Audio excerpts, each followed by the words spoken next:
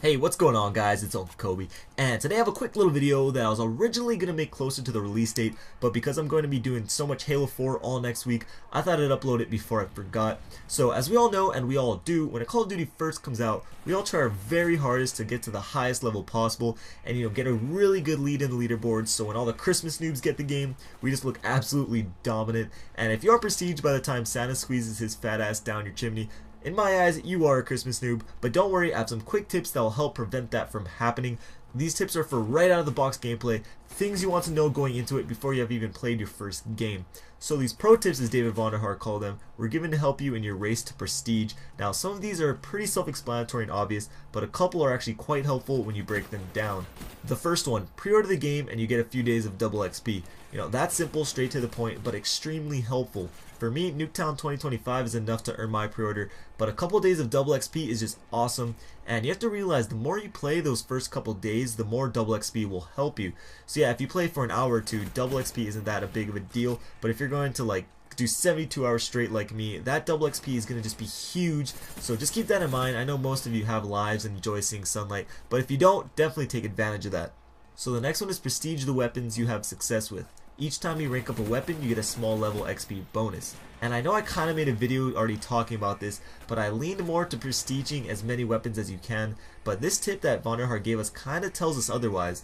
It seems to me that every time you prestige the weapon, you get a small percent of XP bonus. So let's just say the first time you prestige your weapon, you get a 5% bonus for all the XP you get with that weapon. So instead of moving on right to the next weapon, and getting another 5% bonus with another one, continue working on that same weapon, and maybe when you prestige it a second time, you get like a 10% bonus. Some of you may be like, well, that might just get boring fast, using the same gun. And that leads to my next tip, which is complete challenges and challenge sets. They pay lots of bonus XP. So in Modern Warfare 3, when you complete challenges for each gun, you didn't really get all that much XP for it. You were just better off doing well in Search and Destroy to level up. But here for Black Ops 2, Vonderhaar says you get lots of bonus XP. And to me that word lots actually is a big deal, putting emphasis that, hey, this is worth your time doing. And with how the game is set up, rewarding objective play, I would assume that the challenges mirror that as well. It's not going to just be like a certain number of kills. It might be get this many kills while holding the flag, get this many kills defending a domination flag, things like that. And this doesn't mean you're totally going to have to change your playstyle just to level up.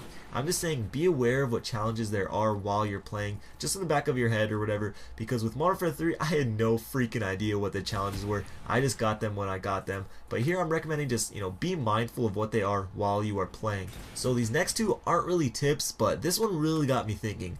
He says you need to complete Prestige 10 to become Prestige Master. Only Prestige Master won the race. And it got me wondering, what if you're the first person to become a Prestige Master? How awesome would it be if you got a one-of-a-kind title that no one else would ever have? Whenever you go into a game, kids are like, holy crap, J Nasty Support Moab 420 was the first Prestige Master ever. I think that would just be awesome. I don't have any info to back that up. It's just more of a thought. But for all we know, it could be a possibility.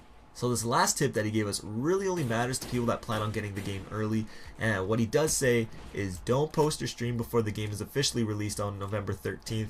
The race starts then and not a minute earlier.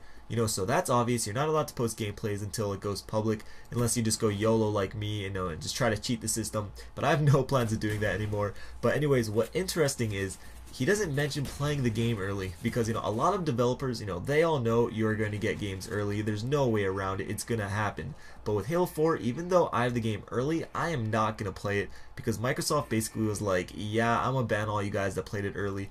And I know majority of those were not legit copies, but still to me, it's just not worth it. However, with Call of Duty, it's kind of just like a tradition to get the game early, and play with all the YouTubers and people that annually get games early.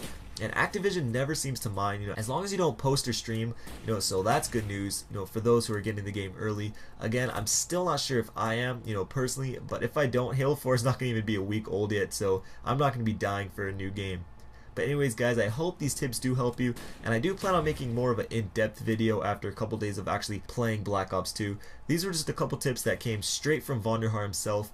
If you enjoyed the video, please take the time to give it a like rating. I always appreciate it very much.